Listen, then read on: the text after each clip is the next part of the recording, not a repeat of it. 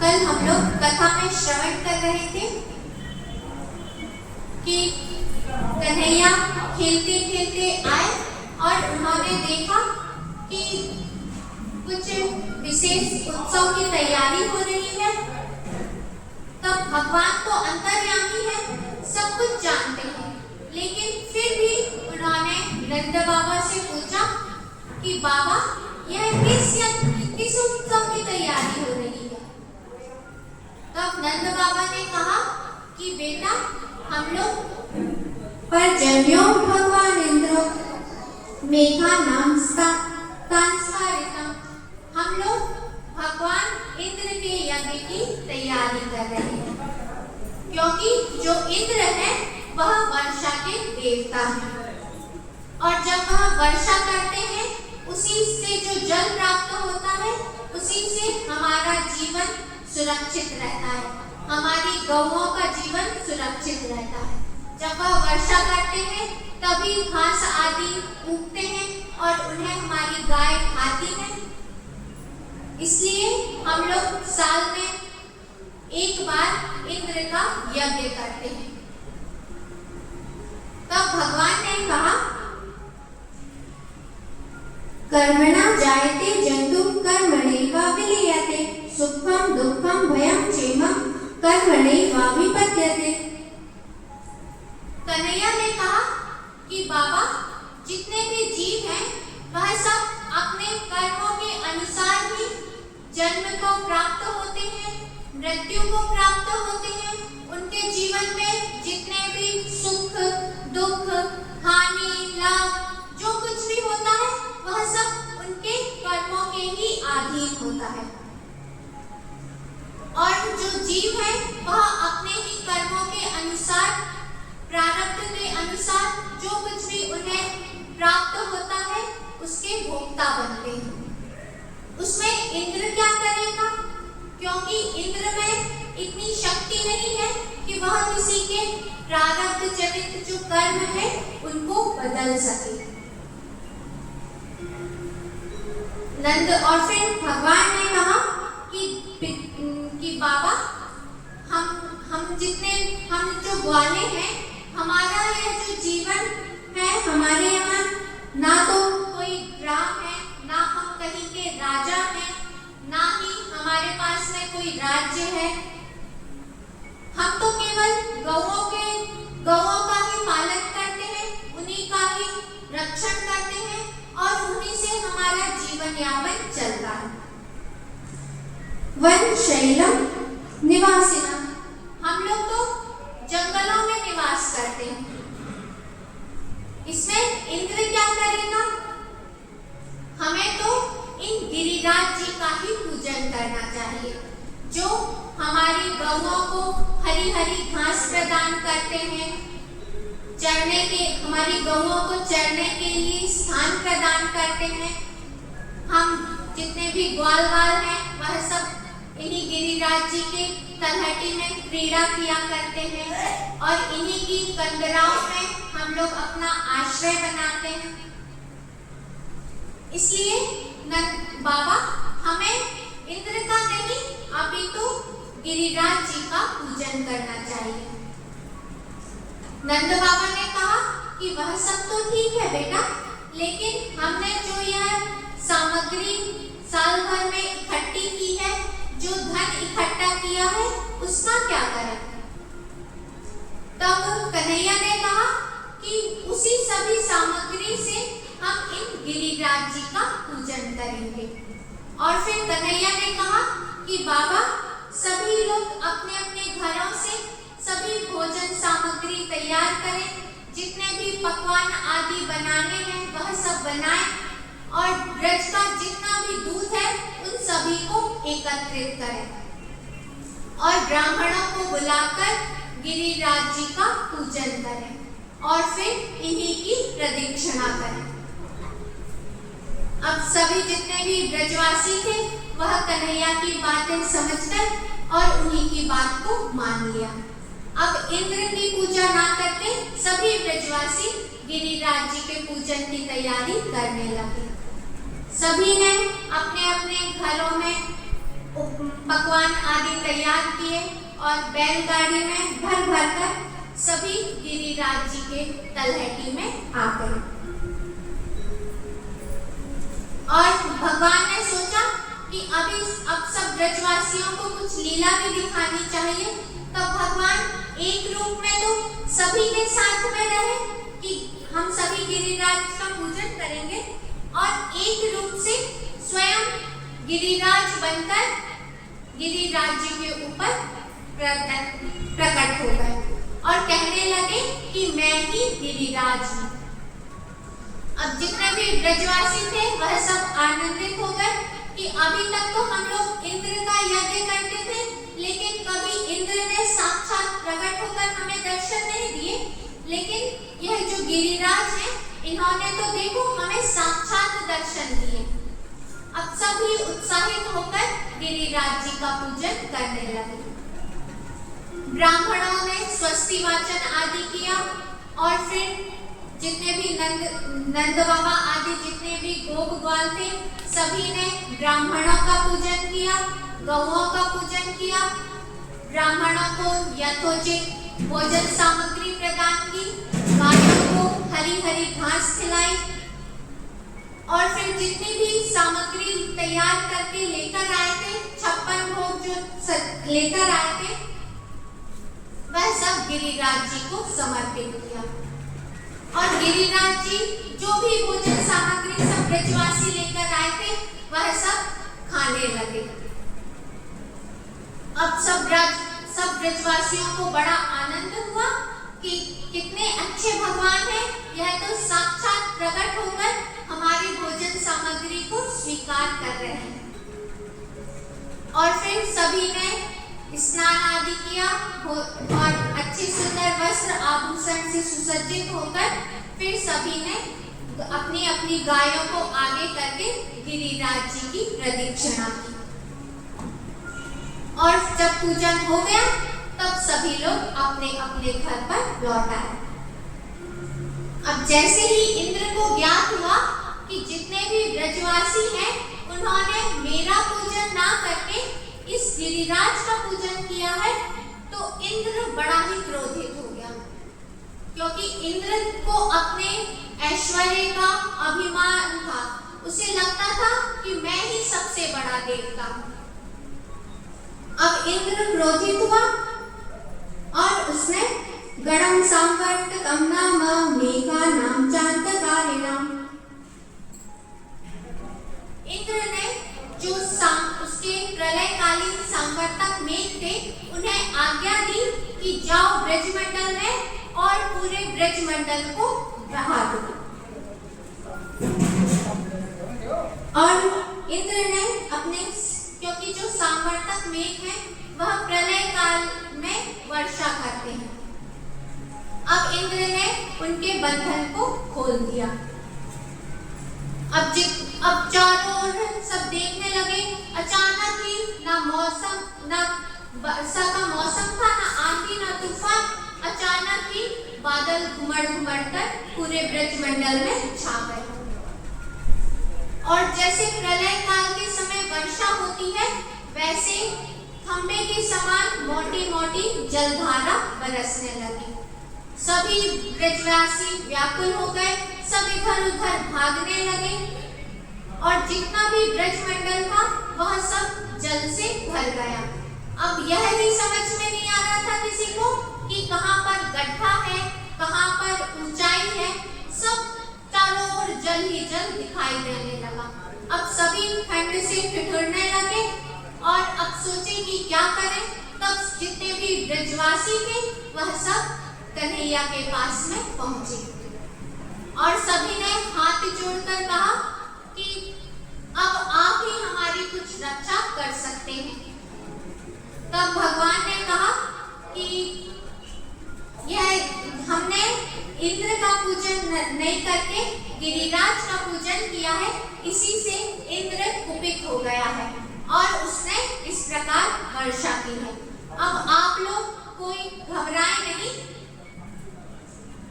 जिसका हमने पूजन किया है गिरिराज जी का, अब वही हमारी रक्षा करेंगे।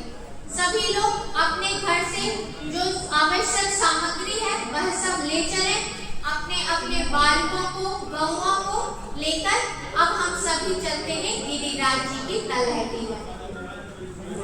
अब सभी ब्रजवासी भगवान के साथ गिरिराज जी की तलहटी में आए और भगवान ने दधारालिया कृष्ण छत्रकमिव बालका, और भगवान ने सभी ब्रजवासियों के देखते देखते एक हाथ से ही गिरिराज जी को उठा लिया। जैसे कि कोई छोटा बालक बरसाती छत्ते को धारण कर लेता है, उसी प्रकार भगवान श्री कृष्ण ने अपने बाएं हाथ से ही गिरिराज जी को उखाड़ के और अपने हाथ में धारण कर लिया और सभी ब्रजवासियों से, नंद बाबा से, यशोदा मैया से, सभी से कहा कि अब आप सभी गिरिराज जी के नीचे आ जाएं। एक आवर्तन कथा आती है कि एक बार भगवान शंकर से पार्वती जी ने कहा कि मैं किसी एक संत को भोजन कराना चाहती हूँ। तब भगवान शंकर ने सोचा कि अगस्त ऋषि को निमंत्रित किया जाए। अब शंकर जी ने अगस्त ऋषि को निमंत्रित किया। अगस्त ऋषि आए भोजन करने के लिए। तब पार्वती जी ने भी जितनी भोजन सामग्री तैयार की थी, जितने भी पकवान आदि बनाए थे, वह सब अगस्त ऋषि को परोसे। अब अगस्त ऋषि भोजन करने लगे तो पार्वती जी ने जितनी भी भोजन सामग्री पकवान आदि बनाए थे वह सब अगस्त जी ने खा लिया, लेकिन उनका पेट नहीं भरा। तब पार्वती जी ने और भोजन बनाया, लेकिन अगस्त जी का तब भी पेट नहीं भरा। अब पार्वती जी सोचने लगी कि क्या करें। तब जितने भी उनके कुठार में भोजन सामग्री थी वह सब समाप्त हो गई। अब पार्वती जी चिंतित हो गई कि अब क्या किया जाए। तब पार्वती जी ने रिद्धि सिद्धि को बुलाया।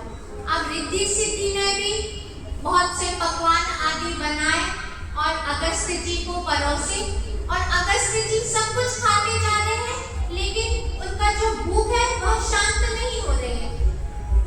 अब पार्वती जी सोचने लगी कि यह कैसे संत है, इनका तो पेट ही नहीं भरता। तब भगवान शंकर से पूछा कि आपने कैसे संत को निमंत्रित किया है, इनका तो पेट ही नहीं भर रहा है। रिद्धि सिद्धि सब समाप्त हो गई, लेकिन इनका पेट नहीं भर रहा है। अब क्या करें। तब भगवान शंकर ने कहा कि यदि किसी संत को, ब्राह्मण को भोजन के लिए निमंत्रित किया जाए और यदि उसे भरपेट भोजन ना कराया जाए तो वह अपने पापों को छोड़ जाता है और जो गृहस्थ है उसके सारे पुण्यों को ले जाता है। अब पार्वती जी और चिंतित हो गई कि अब क्या किया जाए। तब भगवान शंकर ने कहा कि अब आपकी सहायता केवल भगवान विष्णु ही कर सकते हैं, अब आप उन्हीं की शरण लीजिए। अब पार्वती जी ने हाथ जोड़कर भगवान को स्मरण किया कि प्रभु अब आप ही कुछ करिए, क्योंकि यह जो ऋषि आए हैं इनका तो पेट ही नहीं भर रहा है, अब क्या करें। तब भगवान एक ब्राह्मण का वेश बनाकर वहां पर आए और अगस्त जी से ही चिपक कर बैठ गए। और पार्वती जी से कहा कि माता मुझे बहुत भूख लगी है, आप मुझे भोजन कराइए। अब पार्वती जी सोचने लगी कि एक संत तो पहले से ही बैठे हुए हैं, अभी इनका पेट तो भरा नहीं, एक और ब्राह्मण आ गए हैं, अब इन्हें क्या खिलाऊं। पार्वती जी ने पत्तल आदि परसा, कुछ थोड़े भोजन सामग्री ब्राह्मण को प्रदान की। ब्राह्मण ने 1-2 ग्रास भोजन किया और फिर हाथ धोकर महापूरण बोल दिया। अब अगस्त जी क्रोधित हुए कि तुम कैसे ब्राह्मण हो, अभी मेरा पेट भरा नहीं है और तुमने महापूरण बोल दिया। क्योंकि जो संतों की बैठक होती है, जब प्रसादी उन्हें खिलाई जाती है, तब जब महापूरण बोल दिया जाता है तो सब फिर सबका को वहां से उठना पड़ता है। अब अगस्त जी क्रोधित हो गए कि मैया आपने मुझे भोजन नहीं कराया, अब मुझे जल पिलाइए। अब पार्वती जी सोचने लगी कि जिसने इतना भोजन किया है वह जल कितना पिएगा। तब जब जो ब्राह्मण आए थे, भगवान ब्राह्मण के रूप में आए थे, तब भगवान ने कहा कि भोजन तो माता ने कराया है, लेकिन अब जल मैं आपको पिलाऊंगा, लेकिन अभी नहीं, द्वापर में। जब मैं गिरिराज जी को धारण करूंगा, उस समय मैं आपको निमंत्रित करूंगा, तब आप आइएगा, तब मैं आपको जलपान कराऊंगा। जब इंद्र ने ब्रजमंडल में वर्षा की, तब भगवान ने अगस्त ऋषि को बुलाया और अगस्त ऋषि आकर गिरिराज जी के ऊपर अंजलि लगाकर बैठ गए। और इंद्र ने जितनी भी वर्षा की, वह जितना भी जल बरसाते गए, अगस्त ऋषि अपनी अंजलि में लेकर सारा जल पीते गए। और सुदर्शन चक्र को भगवान ने आज्ञा दी कि यदि अगस्त ऋषि के अंजलि से कुछ जल की बूंद यदि इधर-उधर गिर जाए तो आप उसे अपने चक्र से सुखा दीजिए। अब अगस्त ऋषि जल पीते गए और कहा जाता है कि 7 दिनों तक इंद्र ने जल वृष्टि की, लेकिन जो ब्रजमंडल था उसमें धूल उड़ती रही। सभी ब्रजवासी अपने अपने कार्य में लगे हुए थे, किसी को कुछ ज्ञान ही नहीं था। यह भी कहा जाता है कि यह जो गिरिराज जी है, यह 84 कोस में फैल गए और ब्रज में जैसा कार्य चल रहा था, वैसा ही कार्य सामान्य रूप से चलता रहा। अब इंद्र ने सोचा कि देखें जरा क्या हो रहा है, क्योंकि जो सांवर्तक मेघ थे, उन्होंने कहा कि हमारे पास में जितना भी जल था वह सब समाप्त हो गया है। इंद्र ने सोचा कि चले अब देखें जरा ब्रजमंडल में क्या हो रहा है। अब जैसे ही इंद्र ब्रजमंडल में पहुंचे, तब देखा उन्होंने कि यहाँ तो सामान्य स्थिति है, धूल उड़ रही है। तब इंद्र को समझ आया कि मैंने तो भगवान से ही साक्षात विरोध कर लिया। और भगवान ने देखा कि अब जल की जो वृष्टि है वह समाप्त हो गई है, बादल है वह छट गए हैं और सूर्य नारायण उदित हो गए हैं। तब भगवान ने सभी ब्रजवासियों से, नंद बाबा, यशोदा मैया, सभी से कहा कि अब जल वृष्टि बंद हो गई है, अब सभी लोग इस गिरिराज जी की तलहटी से बाहर निकले। अब सब बाहर निकले और भगवान ने सबके देखते ही देखते जैसे गिरिराज जी को उठाड़ा था, वैसे ही उन्हें पुनः अपने स्थान पर रख दिया। सभी और जय जयकार होने लगी। जितने भी ब्रजवासी थे वह सब आनंदित हो गए और आकाश में जितने भी देवता थे वह पुष्पों की वृष्टि करने लगे। सभी आनंदित होकर अपने अपने घरों में लौट आए। अब इंद्र ने देखा कि मैंने तो भगवान का बड़ा भारी अपराध किया है।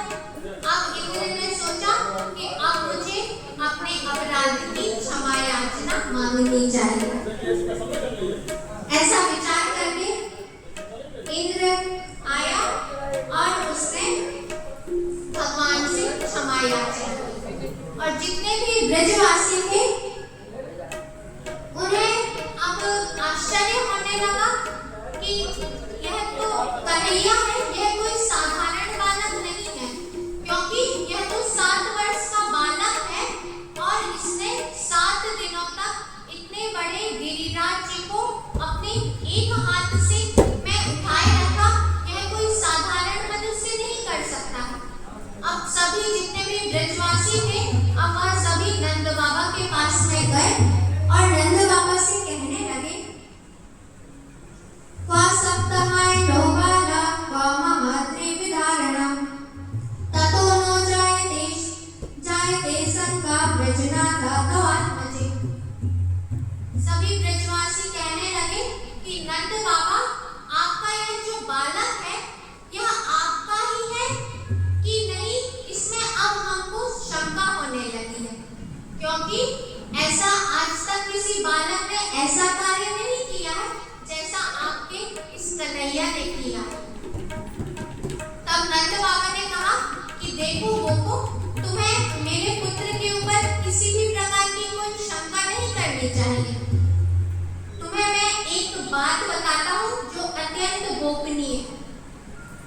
जब गर्गाचार्य जी आए थे और उन्होंने मेरे बालक का नामकरण किया था, तब उन्होंने कहा था, शुक्लो रक्तस्तथा पीता इदानीं कृष्णतां गता प्राज्ञः वसुदेवस्य क्वचित् जातत्तो आत्मजा बहुनि सन्ति नामानि रूपाणि च सुतस्य ते। तब जब गर्गाचार्य जी आए थे, तब उन्होंने जब मेरे बालक का नामकरण किया था, तब उन्होंने बताया था कि यह जो आपका पुत्र है यह सभी युगों में शरीर धारण करता है, और यह भी कहा था नारायण समुगुण है। आपका यह जो बालक है यह यश में, कीर्ति में, बल में, धन में, ऐश्वर्य में, सभी में भगवान नारायण के समान ही होगा। अब जैसे ही सभी ब्रजवासियों ने नंद बाबा की यह सब बात सुनी कि गर्गाचार्य जी ने स्वयं कहा है कि इस बालक में भगवान नारायण के समान ही गुण है, तब सब जितने भी ब्रजवासी थे उनकी जितनी भी शंका थी वह सब समाप्त हो गई। अब सभी ब्रजवासी आनंदित हो गए। अब कामधेनु गोवाई और इंद्र आया। इंद्र ने सोचा कि अब मुझे भगवान से क्षमा याचना मांगनी चाहिए, और इंद्र ने भगवान से कहा कि प्रभु, आपने मेरा जो घमंड था उसे आपने चूर किया।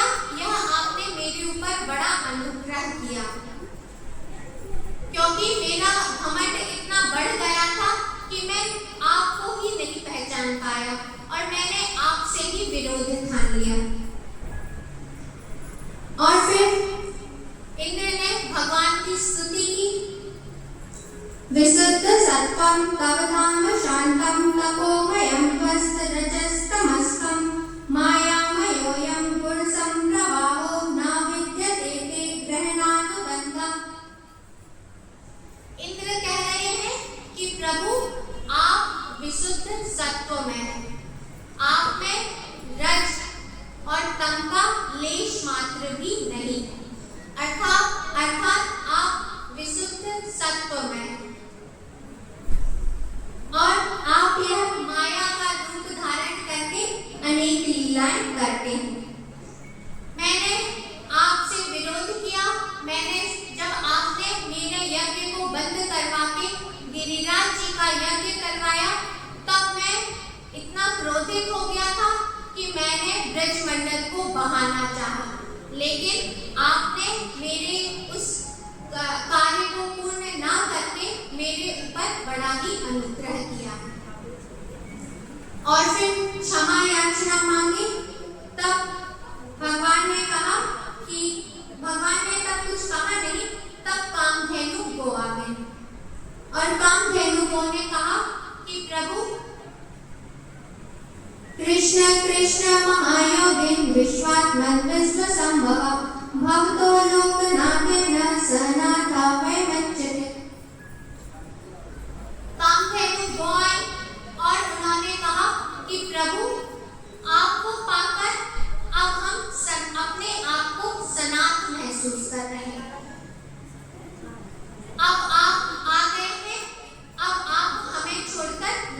जाइएगा। और फिर कामधेनु गौ ने अपने दूध से भगवान का अभिषेक किया और भगवान को गोविंद नाम प्रदान किया।